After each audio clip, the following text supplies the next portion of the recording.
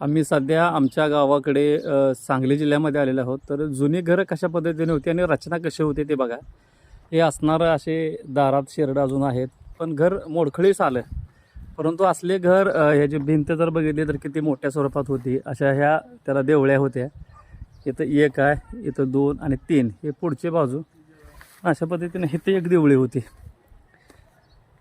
आता हे बांधकाम पडझड झालेली आहे, यात कोण राहत नाही. परंतु ह्याला माळवाद म्हटलं जायचं, कारण ह्या माळवादामध्ये कधीही गरम होत नव्हतं उन्हाळ्यात.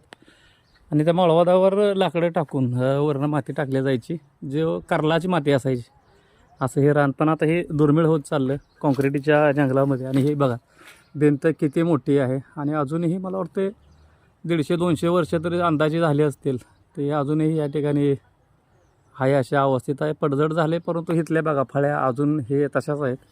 हे असं फळ्या देऊन सपोर्ट केला जायचा आहे, त्याच्याकरून हे दार असं या दारामधनं आत जाण्यासाठी असं होतं. ते एवढी मोठी भिंत आहे.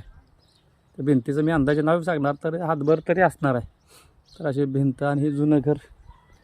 आणि खेडेगावातलं त्या बघितलं तर नवीन घर झालं, परंतु हे जुने घर अजून ठेवले. असं म्हणजे खेडेगावातलं फील एक वेगळंच असते. तर अशा पद्धतीने हे काय शेरडं अशी बसलेली ही घर आता दुर्मिळ होत चालले. फक्त आठवणी आणि जुन्या घर असं कोणीही बांधू शकत नाही आत्ता. आणि बांधलं तरी ते मोठी रिस्क आहे त्यामध्ये. केवळ नुसतं मातीमध्ये केलेलं हे बांधकाम.